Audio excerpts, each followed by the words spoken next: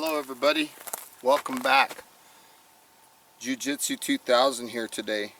I want to share with you a simple technique of how to cut a piece of wood with a knife.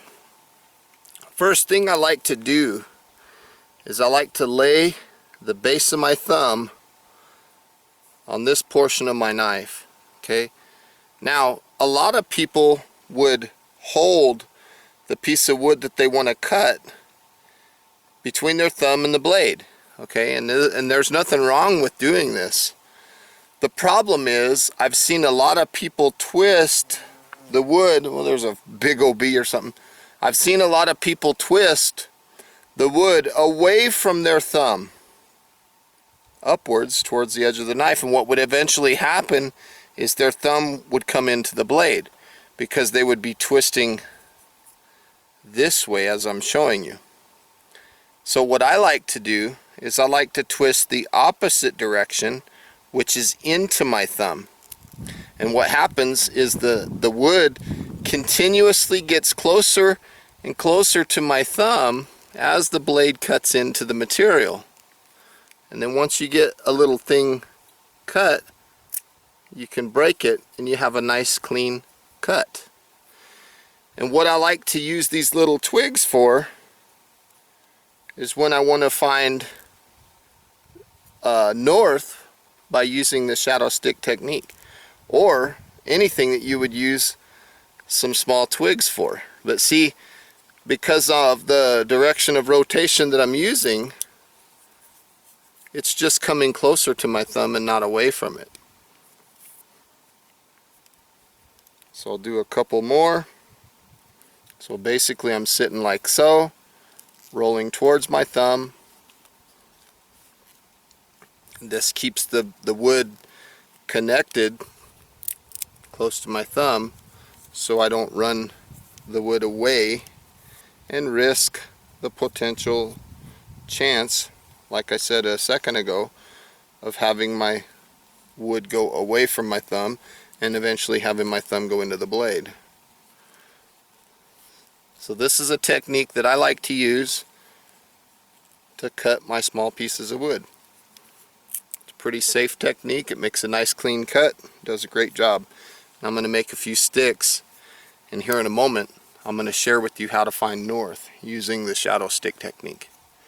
Now some of the things you can use for that technique are little sticks like this, or you could use rocks or anything. So I'm going to share that here shortly. So again, I'm not going upward away because my thumb could fall into the blade. I'm coming down towards my thumb, putting a slight amount of pressure on my thumb, basically scoring the stick and making a nice little stick, nice little cuts. This is a safe way of cutting your wood without getting too crazy. So I'll finish one more here. When you get to the end, you want to put the longer portion in your hand, and the smaller portion is the portion you're going to cut off. So you're here again rotating. This one's a little difficult because it has a flat spot on it, but nonetheless the technique's the same.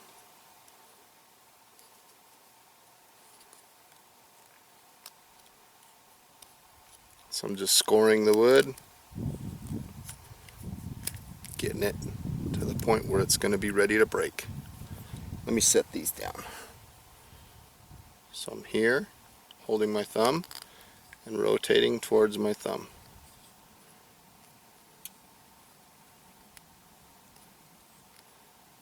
Takes a little bit of practice to get used to this technique, but it does work very well. There we have it.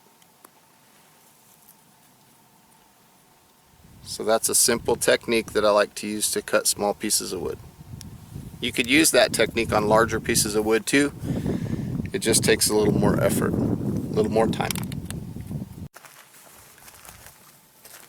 Okay everybody, I'm back. I have a stick in my hand and I'm in the process of debarking this stick. Now, when it comes to debarking, you have a thick end of a stick and you have a thin end of the stick.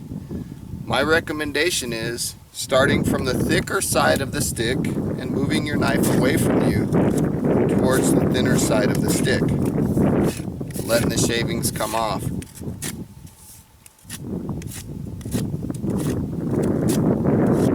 Going from the thick side to the thin side, going away from us, because we don't want our blade to have any potential chance of coming into us.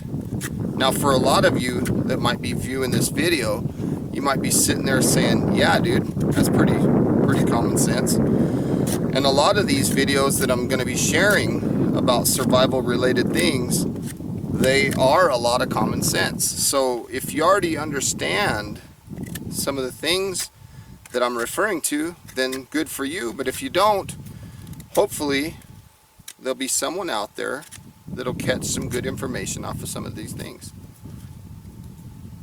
Okay, so again, I'm going from the thick down to the thin, just going away from my body, because you don't want to catch anything on yourself.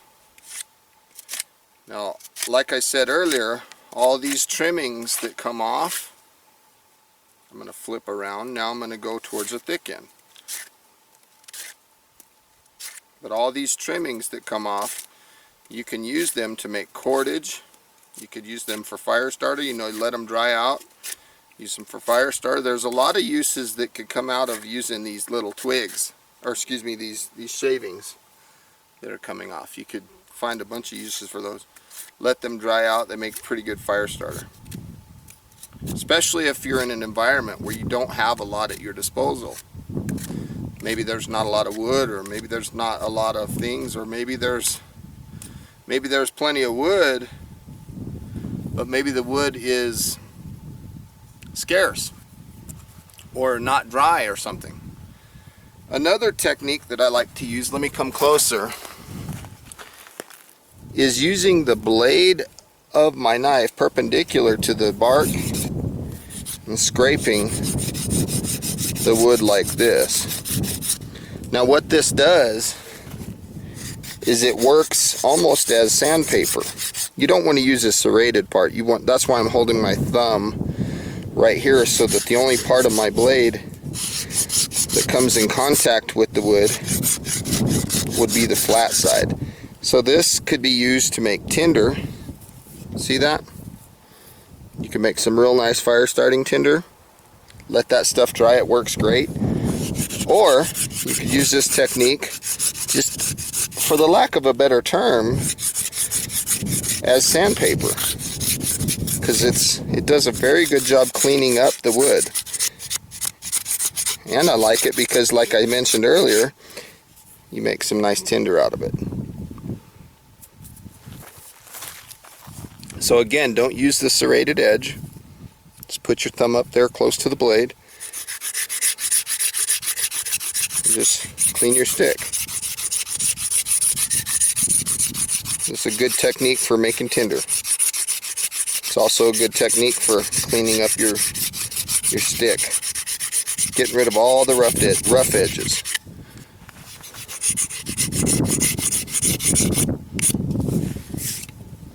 So now you have a nice smooth piece of wood.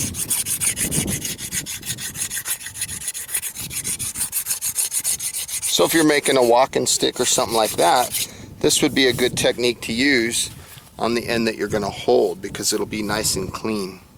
See? If I move downward, you can see the differences in the wood. The edge that I did is nice and clean, and the parts that I didn't do, you can see they're kind of rough and stuff like that. So that's a technique that I wanted to share with you.